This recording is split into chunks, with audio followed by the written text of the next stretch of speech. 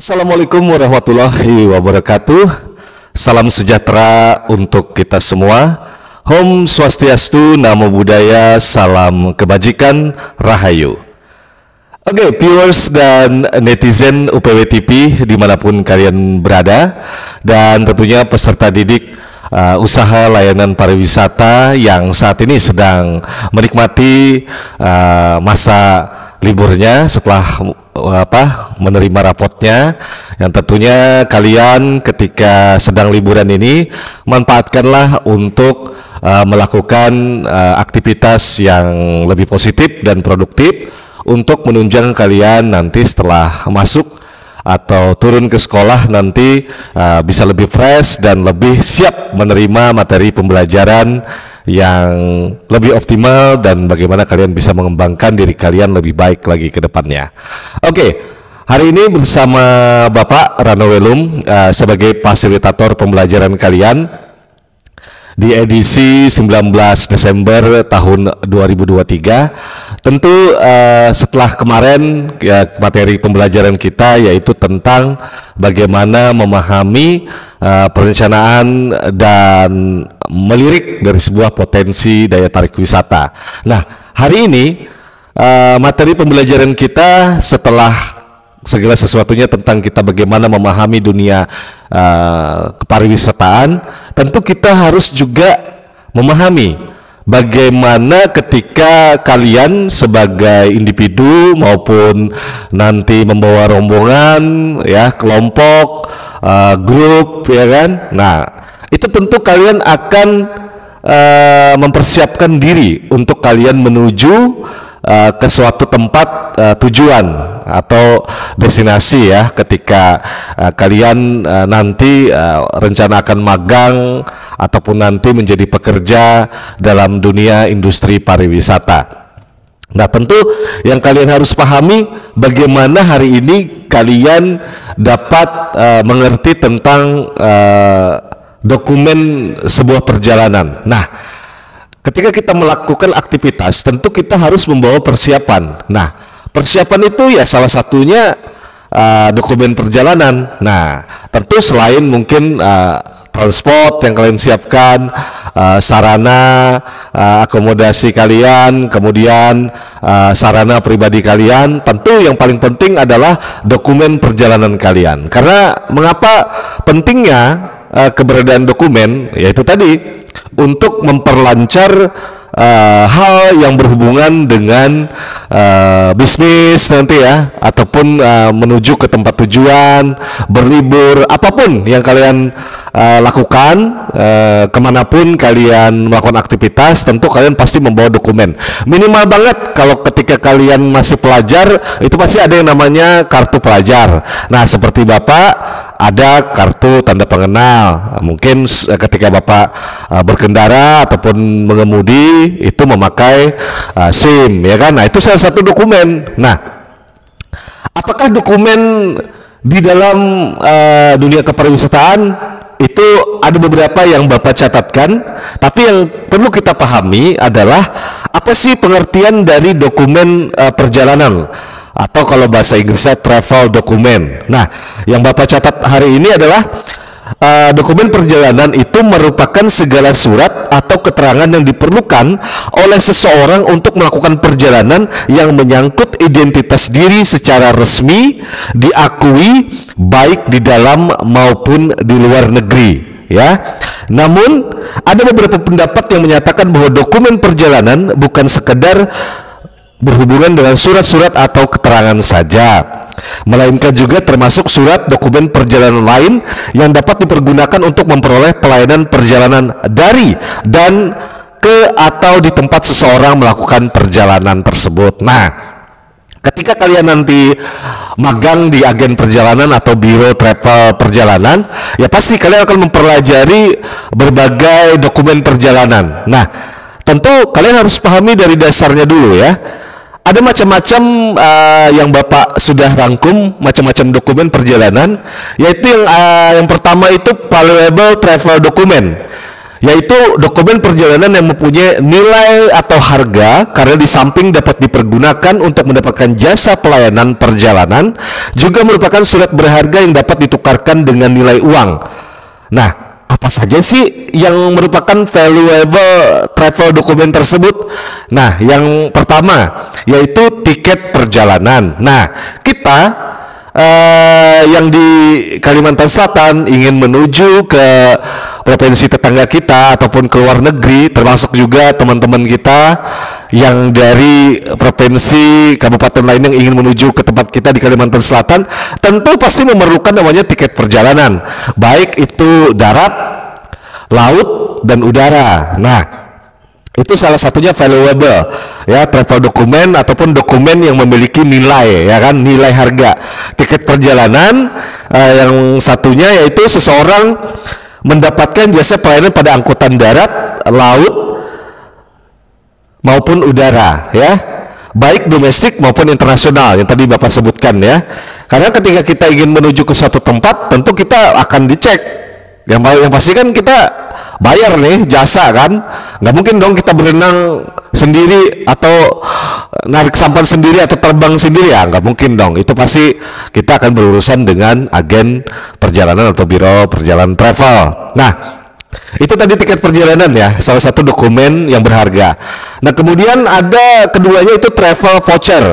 Nah, travel voucher ini sering disebut exchange order, yaitu suatu dokumen yang dapat ditukarkan dengan jenis-jenis pelayanan yang sepertinya itu adalah dapat memperoleh pelayanan jasa barang sesuai dengan nilainya. Seperti ya, travel voucher itu akomodasi, transportasi, makanan dan minuman di restoran, kemudian atraksi wisata dan lain sebagainya. Nah, kenapa travel voucher dikatakan mempunyai nilai? Karena dianggap sebagai salah satu alat pembayaran yang diakui dan dapat ditukarkan dengan sejumlah uang kepada perusahaan yang mengeluarkan. Nah, itu tadi travel voucher tadi ya. Kita sering makan atau kita menjawab kuis, nah kita akan mendapatkan voucher. Nah, itu salah satunya contoh dari travel voucher itu ya. Nah, termasuk ketika kita aktif melakukan pembayaran dengan jasa laut, darat, dan udara, itu pasti ketika kita selalu berulang-ulang, kita pasti akan mendapatkan satu voucher ya, voucher gratis mungkin ya, tapi jarang sih gratis, biasanya ada potongan harga atau diskon. Nah, kemudian ada lagi miscellaneous charge order atau disingkat MCO. Nah, MCO ini adalah dokumen yang dikeluarkan oleh perusahaan penerbangan airline ya. Mohon maaf, sambil batuk nih. Agar pemegang dokumen ini mendapat suatu kemudahan memperoleh di tiket di tempat lain. Seperti apa namanya? Kalau Bapak ini biasanya kayak ini ya. Biasanya kan ada tiket tuh yang bisa kita transit. Nah, itu salah satunya mungkin MCO ini ya, yang dikeluarkan oleh perusahaan ketika kita mungkin berganti maskapai penerbangan ya. Oke. Nah, kemudian yang tadi Bapak catatkan itu salah satunya adalah valuable travel document. Ada 3 tadi ya. Tiket perjalanan, travel voucher, dan miscellaneous charge order yang dikeluarkan oleh pihak penerbangan ya. Nah, kemudian yang kedua, unvaluable travel document. Nah, itu apa sih, Pak? Nah, ini kita akan lebih dalam ya menggalinya. Unvaluable travel document itu merupakan dokumen perjalanan yang tidak mempunyai nilai harga karena tidak dapat ditukarkan dengan sejumlah barang atau jasa maupun dengan nilai uang sebagaimana valuable travel document atau kita yang berbanding terbalik. Nah, contohnya itu seperti apa ya? Nah, contohnya itu kalau kita bahas ini dokumen unvaluable travel document ini yang Bapak catat penting-pentingnya itu akan tetapi merupakan sesuatu yang berharga dan penting bagi orang-orang yang melakukan perjalanan karena akan menjadi surat-surat keterangan yang dapat memperlancar perjalanan seseorang, terutama apabila memasuki negara lain. Nah, ini dia unavailable travel document. Apa itu ya? Nah, ketika kalian ingin ke luar negeri ya, atau ke negara tetangga kita, mungkin ke Malaysia ya kan, ke Asia Tenggara, ke Singapura, ke Brunei, ke Filipina, yang dekat-dekat ya kan, ke Vietnam, Kamboja ya, dan sebagainya. Itu bisa dikatakan kategorinya yaitu paspor ya kan. Nah, kemudian ada exit permit atau re-entry permit, visa, health certificate atau international certificate of vaccination, dan PISCA. Tapi secara sederhananya kita bahas deh unavailable travel document, yaitu yang pertama adalah paspor ya kan. Nah, paspor ini merupakan tapi ngomong-ngomong, Bapak tanya, kalian sudah punya mohon maaf ya, paspor maksudnya. Tapi nanti ketika kalian ingin membuat paspor, itu tentu ketika kalian ingin ke negara yang ada visanya maupun yang bebas visa. Atau kalian yang di Kalimantan Selatan ya, di Kalimantan Selatan ini kan sering namanya kita umroh ya. Nah, umroh itu pasti memerlukan paspor ya kan. Kita memerlukan paspor karena itu merupakan salah satu roh kedua kita atau identitas paling utama ketika kita di luar negeri. Kalau kita kehilangan paspor, pusingnya minta ampun. Kita kayak terombang-ambing di luar negara, itu mengurusnya luar biasa, itu tidak sembarangan ya kan. Nah, makanya hati-hati ketika kalian nanti membuat paspor, dan tolong paspornya dijaga ya. Bapak jelaskan, paspor adalah dokumen perjalanan yang dikeluarkan oleh suatu negara bagi warga negaranya untuk melakukan perjalanan ke luar negeri ya. Paspor pada umumnya itu berlaku secara universal ya, atau secara umum ya, secara global ya kan. Artinya semua negara itu sepakat dapat menerima dokumen paspor ini ya sebagai legalitas bagi pemiliknya untuk memasuki suatu negara tujuan yang kita ingin datangin ya. Nah, Pak, isi paspor itu apa aja sih? Nah, paspor itu ketika kita membuat, kalau di Kalimantan Selatan kita mengurusnya ke kantor Kementerian Hukum dan HAM.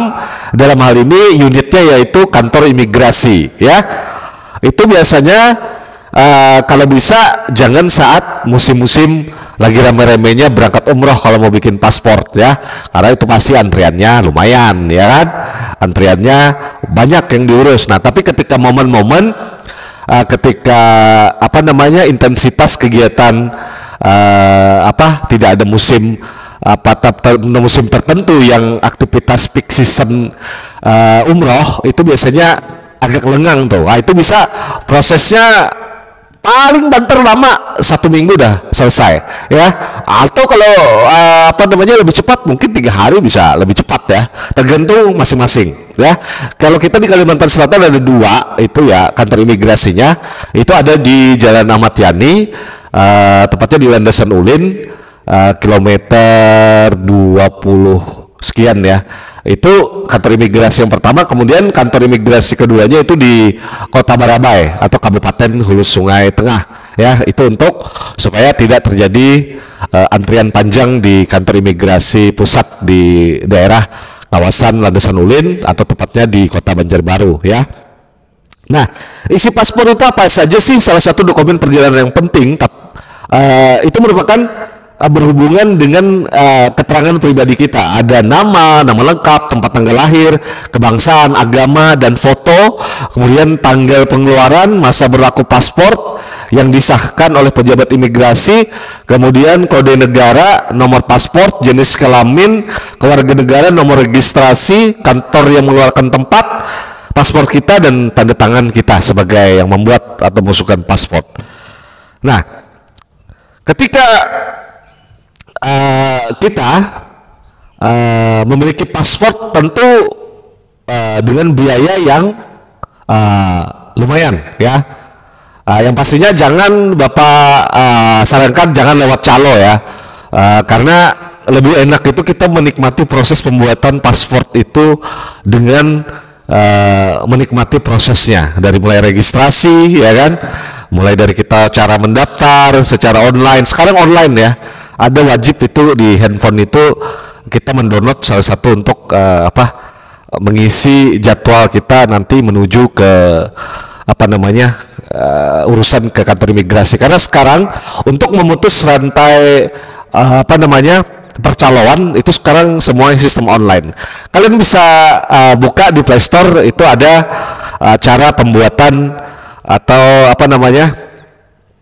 membuat paspor. Di Bapak ini nanti Bapak lihatin di sebelah ini ada pembuatan paspor, M-Paspor namanya. Nih Bapak ada punya, nanti Bapak lihatkan di samping Bapak ini ya, sebelah kiri Bapak ya. Oke, kita lanjutkan.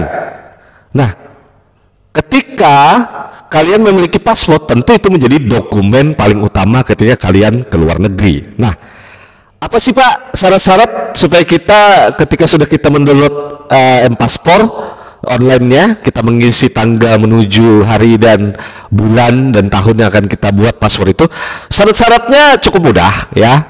Bapak rangkum dari catatan Bapak, sumber informasi yang dapat menunjukkan bahwa suatu negara mewajibkan atau tidak bagi pengunjung untuk memiliki paspor dapat dilihat pada buku TIM atau Travel Information Manual, yaitu persyaratannya ya kan, itu di setiap negara itu hampir sama di seluruh penjuru dunia.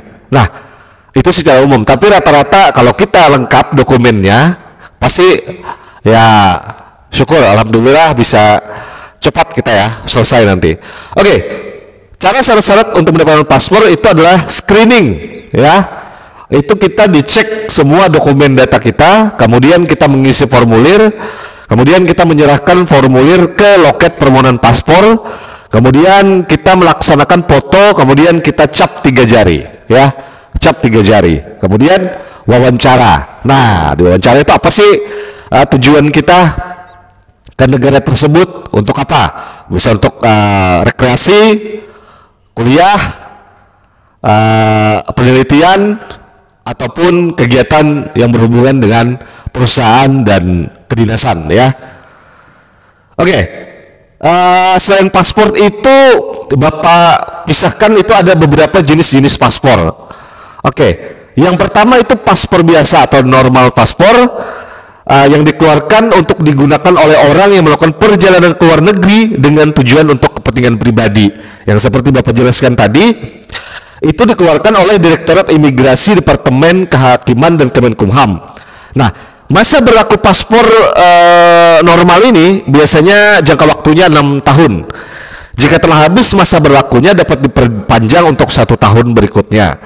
Nah, kemudian warna sampul paspor biasanya warna hijau tua ya, warna paspor itu. Nanti akan Bapak lihatkan di samping Bapak ini ya. Nah, itu yang biasanya normal ya, paspor biasa itu. Kemudian ada paspor dinas atau official passport ya.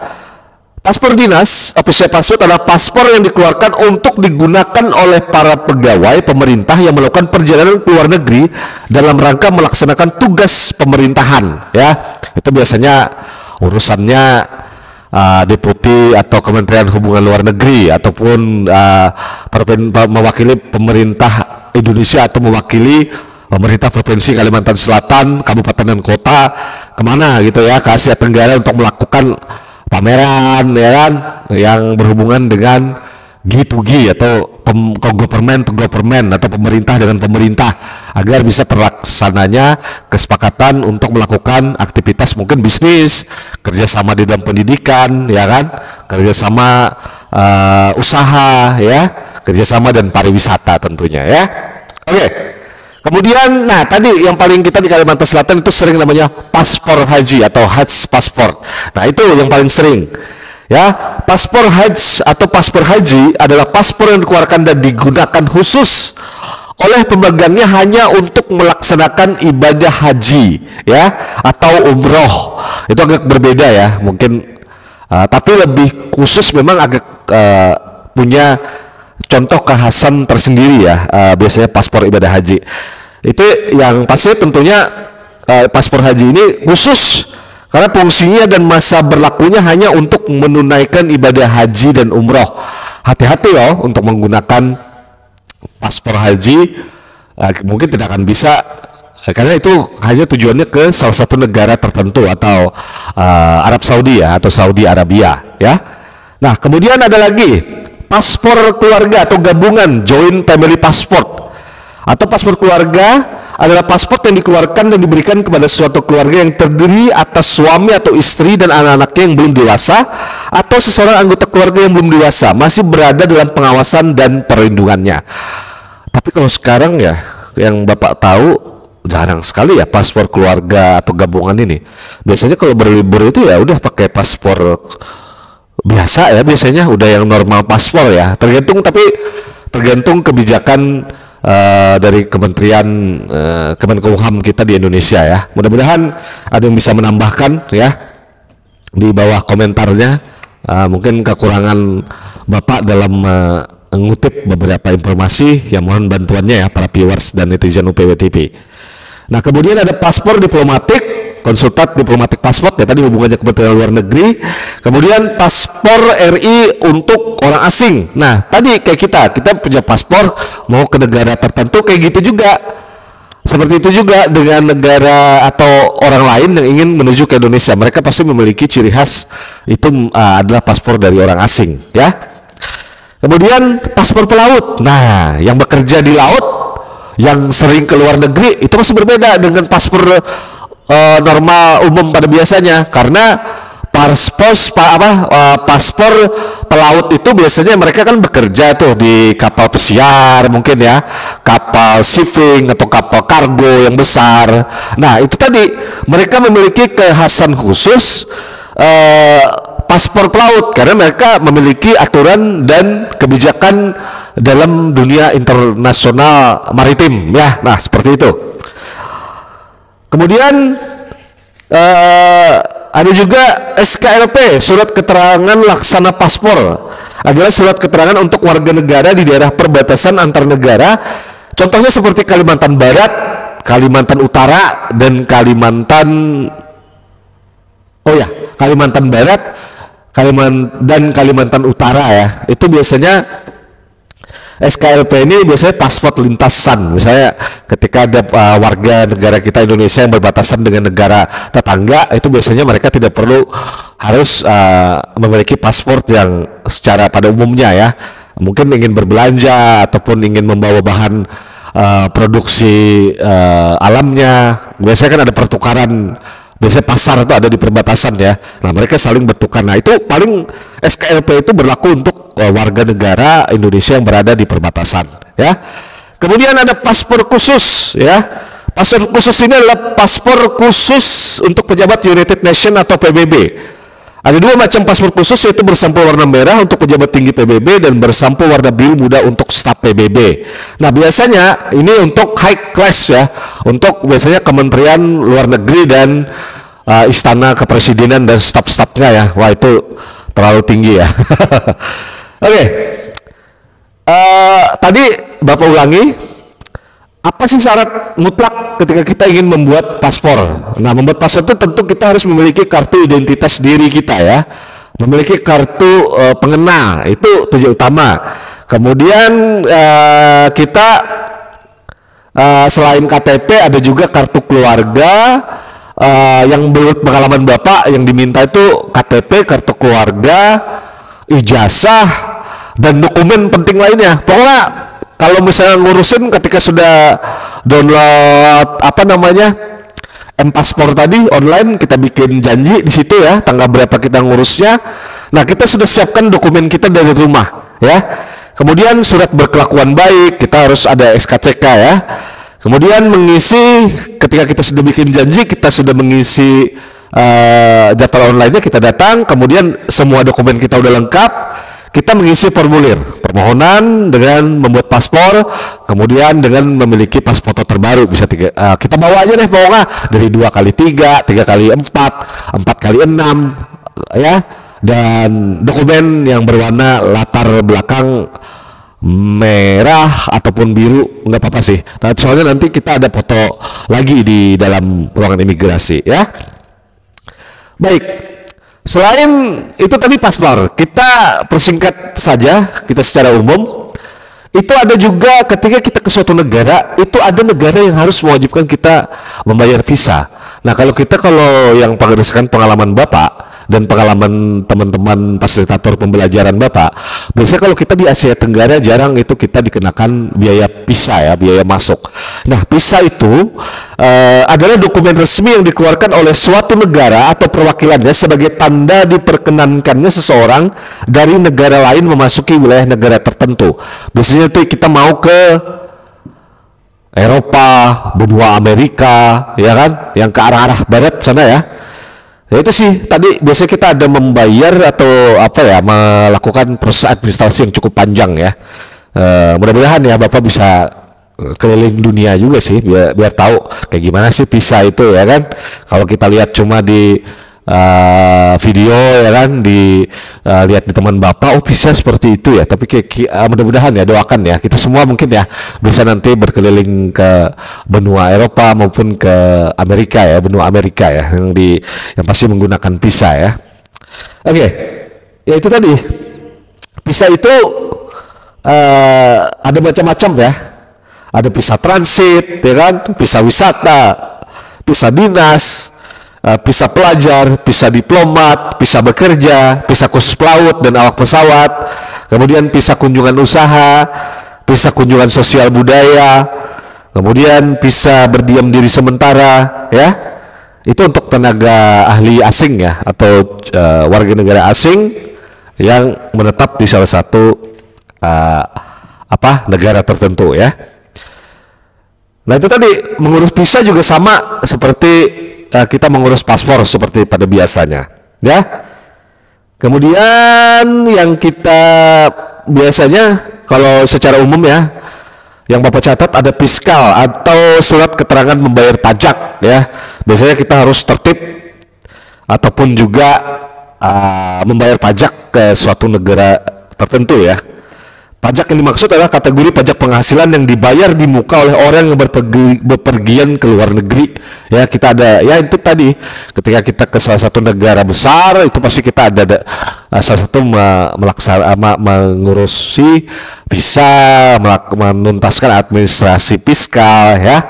Itu ngurusnya ya sama seperti ya kayak bikin paspor, tapi ada beberapa tambahan dokumen-dokumen lainnya. Nah, kemudian ketika era ataupun kejadian pandemi waktu itu, COVID ya, zaman tahun 2020, 2021 ya, itu membuat setiap negara itu mengunci negaranya dengan lebih sangat hati-hati. Nah, itu akhirnya mengeluarkan kebijakan, tapi sebelum-sebelumnya juga seperti itu, mengeluarkan kebijakan health certificate ya, atau sertifikat kesehatan, yang merupakan salah satu dokumen resmi yang sekarang penting sekali ya, yang menunjukkan bahwa pemegangnya telah memperoleh vaksinasi ya di negaranya yang disetujui oleh Badan Kesehatan WHO. Nah, ini pengalaman Bapak kemarin juga ya, ke negara tetangga itu wajib vaksin.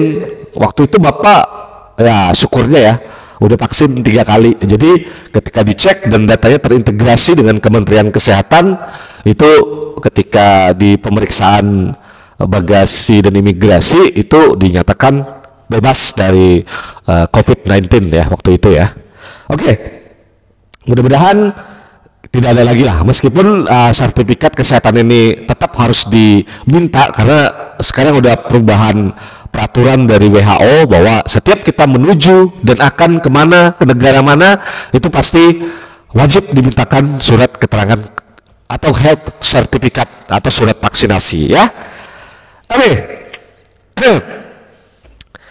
sepertinya yang hari ini materinya cukup singkat, memahami dokumen perjalanan, yang mudah-mudahan suatu hari nanti kalian peserta didik pariwisata dimanapun kalian berada, dan juga para viewers dan netizen UPW TV yang ingin melakukan perjalanan ke luar negeri, kalau kita di dalam negeri itu tadi yang Bapak sampaikan itu cuma voucher atau tiket perjalanan ya, valuable dokumen ya, valuable dokumen yang dimana itu tiket perjalanan darat, laut, dan udara. Nah, kalau kita mau ke luar negeri itu tentu kita harus nambah dokumen baru, yaitu paspor, ya kan, visa, ya, fiskal, kemudian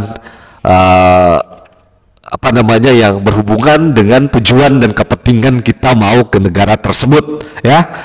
Tentu semoga suatu saat kalian viewers netizen UPW TV dan juga Bapak pribadi ya sebagai fasilitator pembelajaran ingin juga merasakan bagaimana berkeliling dunia, ya. Mudah-mudahan doa kita bisa terwujud, amin, ya. Semoga ada rezeki, ada kesempatan kita bisa kopi darat, ya kan, dimanapun ketika mudah-mudahan ada teman-teman viewers TV yang kenal dengan Bapak, jangan lupa disapa, ya. Ketika itu ada suatu cerita di salah satu negara tetangga, waktu itu Bapak nggak tahu siapa-siapa, tiba-tiba menonton UPW TV ini dan kenal dengan Bapak. Waduh, begitu senengnya ya Bapak, ternyata video pembelajaran di UPW TV ini bisa melanglang buana hingga penjuru dunia, ya kan, walaupun itu di Asia, tapi Bapak meyakini UPW TV ini juga disaksikan oleh viewers dan netizen di seluruh penjuru dunia. Oke, baiklah, demikian materi singkat kita di edisi 19 Desember tahun 2023. Tentu mudah-mudahan kita bisa saling bertukar wawasan dan pengetahuan yang lebih, dan pastinya Bapak mengucapkan terima kasih. Dan tentu kalian para peserta didik manfaatkanlah waktu kalian yang sedang libur masa sekolah ini untuk ya pastinya menonton UPW TV dan juga menonton video pembelajaran di sahabat-sahabat Dikbud kita lainnya, ya. Manfaatkanlah media sosial, manfaatkanlah gawai kalian untuk meningkatkan wawasan kalian, menambah karakteristik diri kalian, dan menambah pengetahuan kalian agar bisa menggapai cita-cita yang gemilang nantinya, ya. Oke, demikianlah materi kita hari ini. Bapak ucapkan terima kasih, dan Bapak akan memberikan materi kita lanjut lagi di materi next berikutnya yang tentunya di jelang pertengahan akhir tahun 2023 ini. Oke, sukses selalu untuk kalian dan selamat berlibur, dan tentunya Bapak ucapkan wassalamualaikum warahmatullahi wabarakatuh. Salam sejahtera untuk kita semua. Om Swastiastu, Namo Buddhaya, salam kebajikan, rahayu, dan tentunya salam pariwisata Badua. Semangat dan merdeka belajar.